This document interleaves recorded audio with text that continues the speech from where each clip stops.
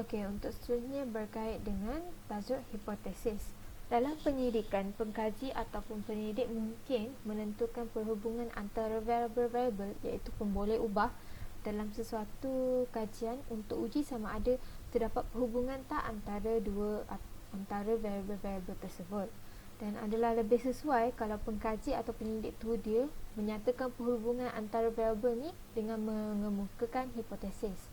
So, apa tu hipotesis? Hipotesis ni adalah satu tekanan intelek yang cuba untuk menyatakan hubungan kait antara dua atau pemboleh ubah. Hipotesis kajian sebenarnya dibentuk berdasarkan masalah kajian dan harus mempunyai asas teoretikal, dan pengkaji tak boleh menyatakan ataupun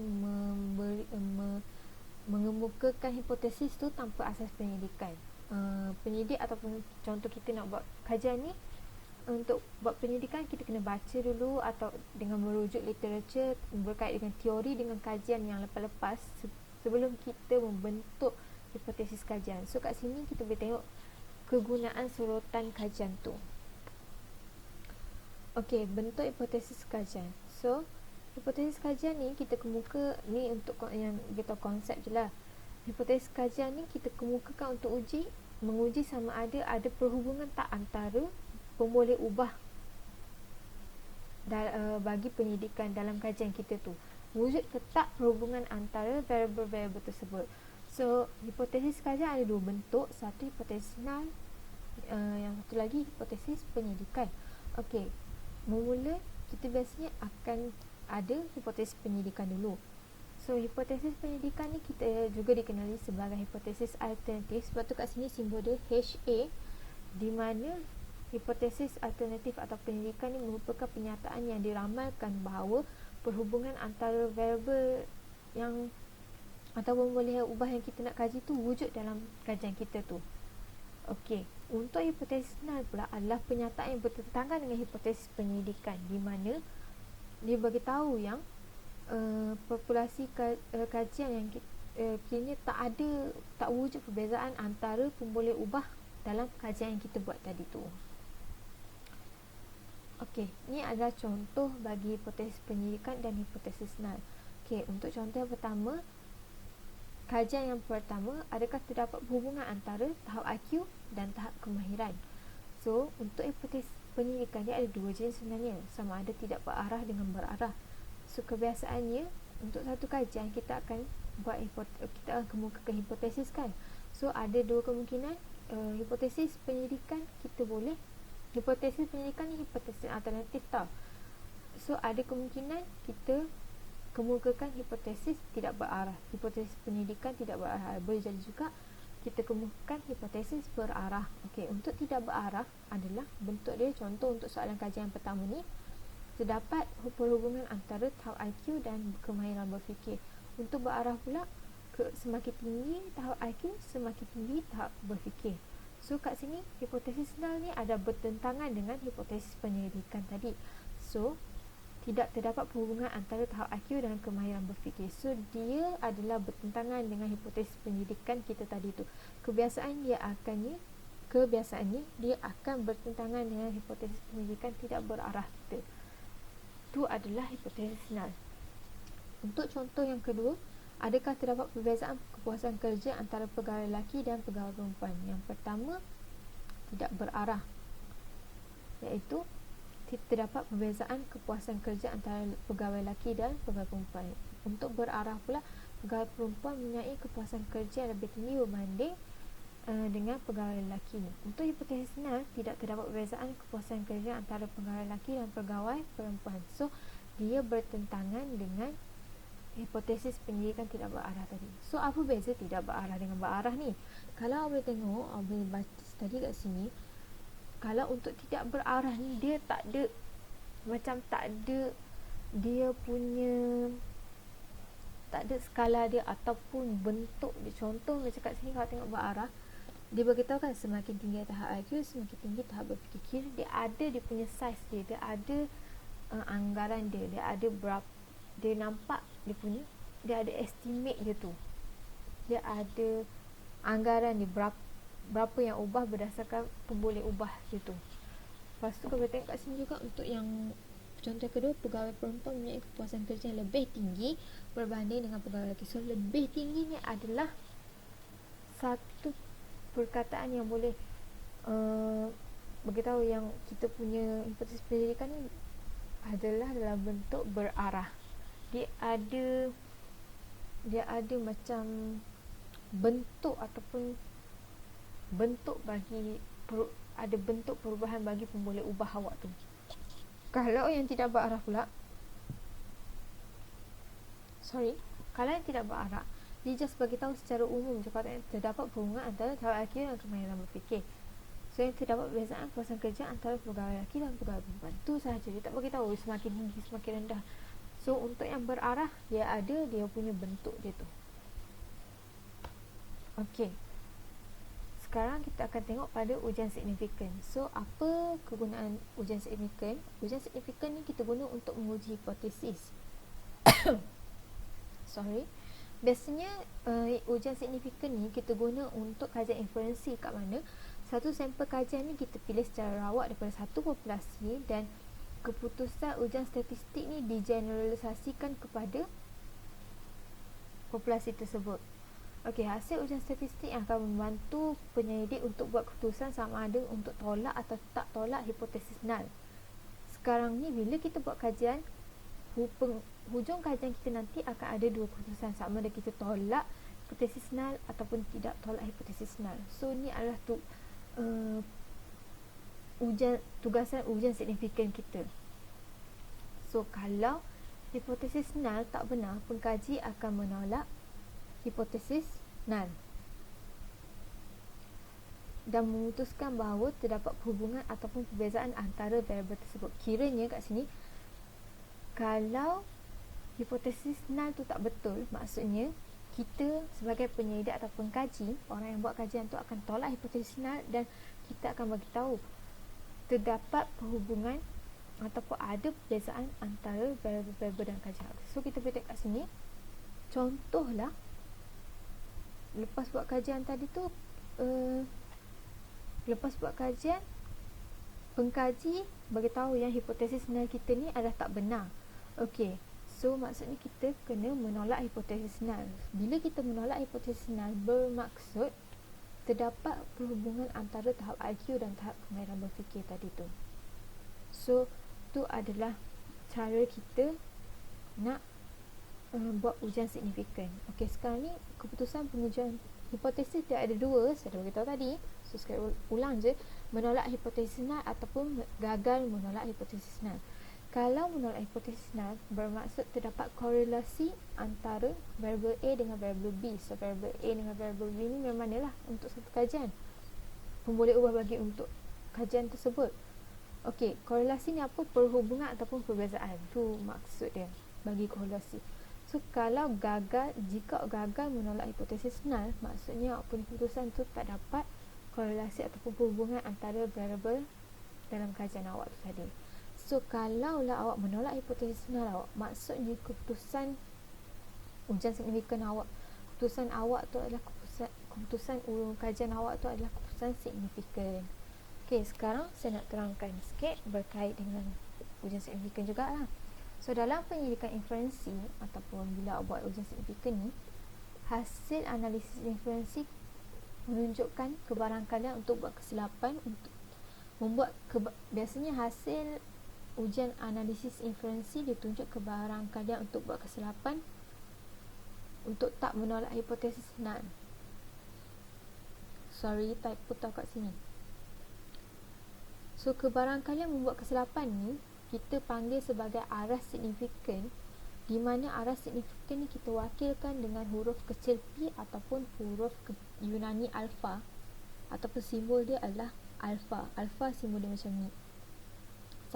Okey, sekarang ni alfa ataupun p ni adalah aras signifikan yang bermaksud sebagai ataupun simbol kebarangkalian kita pengkaji membuat kesilapan dalam kajian tu. Okey, kebiasaannya pengkaji melaporkan aras signifikan P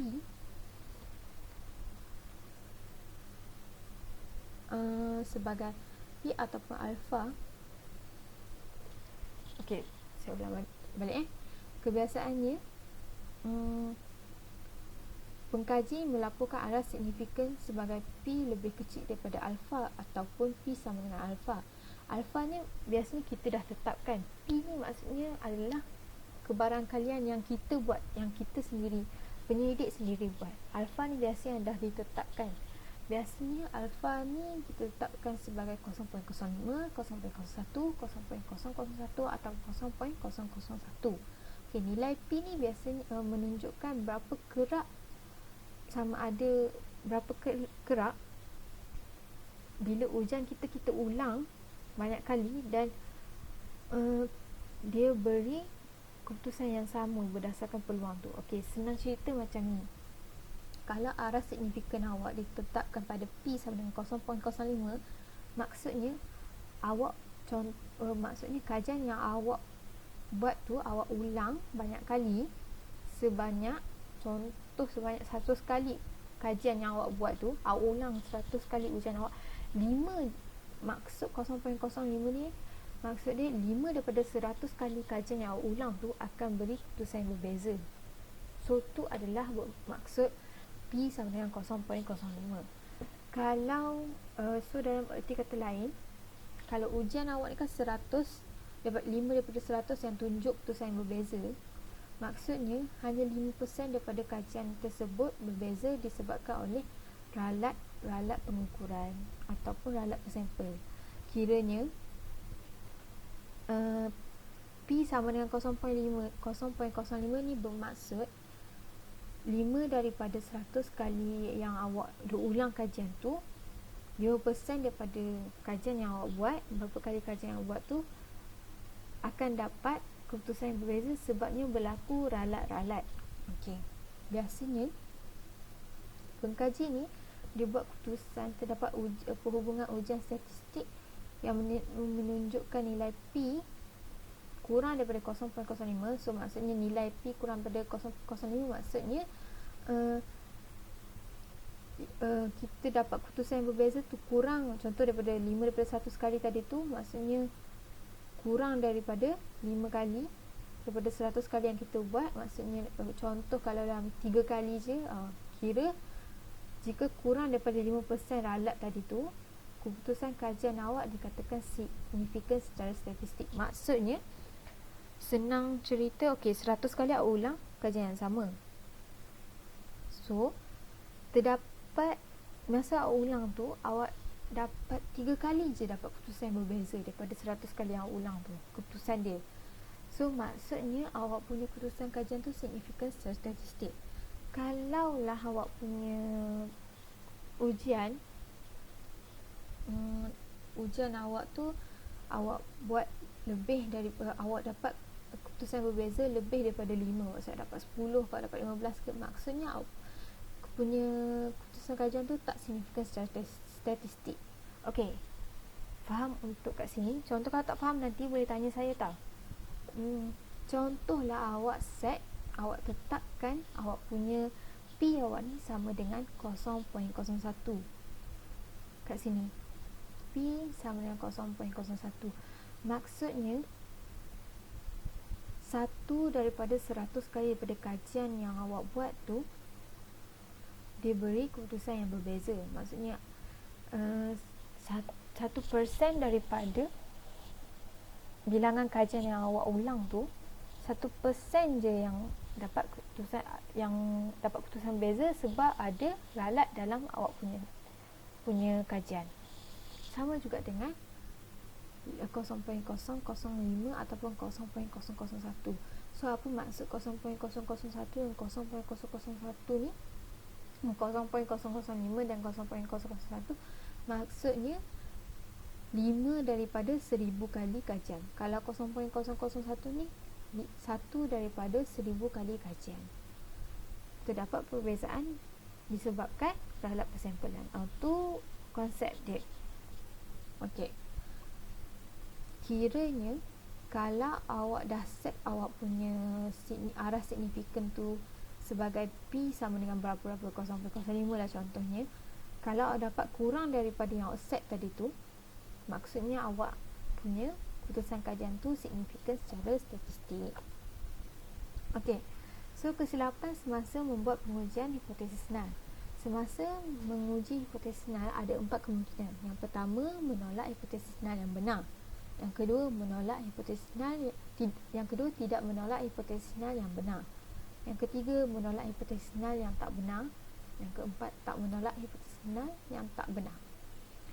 So, jika hipotesis null ditolak kerana ia benar, maka kita sebagai pengkaji telah membuat keputusan yang betul. Sebabnya kita tengok tadi kan, ada dua keputusan yang kita kena buat. Menolak hipotesis null dengan gagal menolak hipotesis null. Tak menolak lah maksudnya. Tapi sekarang ni kiranya kalau kita tolak hipotesis null kita, maka kita telah buat keputusan yang betul. Kiranya last sekali kalau hipotesis null tak benar dan pengkaji menolak hipotesis tadi tu, kiranya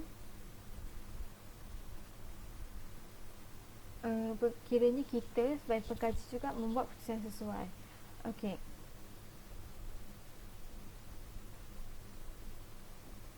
Sekarang sebaliknya, kalau pengkaji menolak hipotesis null yang benar dan tak menolak hipotesis null yang tak benar, maksudnya pengkaji ni dah buat ralat. Dia ada dua jenis ralat jenis 1 dan ralat jenis 2. So, sepatutnya kita kena menolak hipotesis null dan gagal menolak hipotesis null kan untuk keputusan pengujian hipotesis kita. Sekarang ni berlaku ralat jika awak buat ralat yang jenis yang pertama dengan ralat yang jenis kedua ni. So, apa tu ralat jenis yang pertama? Ralat jenis pertama ni awak menolak hipotesis null apabila ia benar. Ralat ni berlaku bila biasanya awak menolak hipotesis null yang benar walaupun terdapat perbezaan yang signifikan, walaupun sebenarnya tak wujud. Okey, untuk ralat yang jenis kedua, awak tak menolak hipotesis null bila sepatutnya ia kena tolak. Ralat ni berlaku bila awak tak dapat kesan ada perbezaan antara variable awak tu. Awak tak dapat kesan kewujudan perbezaan antara variable awak, walaupun sebenarnya perbezaan tu wujud, cuma awak tak mengenal pasti perbezaan dia tu.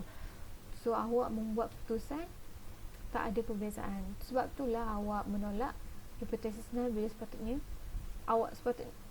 awak tak kiranya awak tolak, tapi bila awak buat kesilapan yang ralat yang jenis kedua bila awak tak menolak hipotesis null yang sepatutnya awak tolak. Ni setakat ni sahaja untuk berkait dengan hipotesis. Kalau ada apa-apa yang awak nak tanya dan tak faham berkenaan dengan tajuk hipotesis ataupun berkait dengan semua dalam topik dua ni, awak boleh tanya je saya dan sila jawab soalan kuis berdasarkan kuliah kali ini. Okey, setakat tu saja untuk topik yang kedua. Okey, nanti kita teruskan dengan topik yang ketiga. Okey, thank you.